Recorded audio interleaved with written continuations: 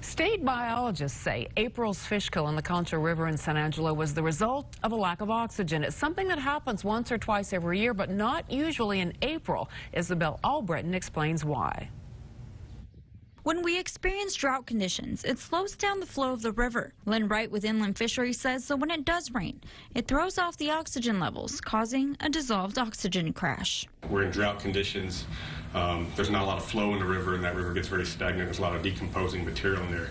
Well, if something disturbs that and kind of stirs it up, so to speak, we can see that decomposing material use up the remaining oxygen in the water. Wright says this isn't unusual. In fact, we see this happen at least once or even twice a year, but never this early. A lot of times what we'll see is when we get into the summer months, when we have 100-degree days and not a lot of rain, if we go a long dry period and we get a heavy thunderstorm comes in and kind of stirs up the river, we'll usually see a fish kill, and that usually happens July and August. He says only a portion of the fish died as a result of the fish kill, so the fish will repopulate through natural reproduction. We've been through this before, and the populations always bounce back.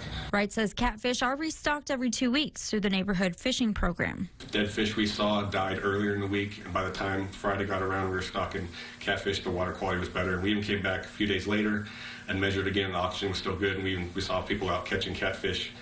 Fishing, so that gave us a good indication that most of our fish survived. Wright says one common misconception when seeing fish kill in the river is that there's pollution in the water.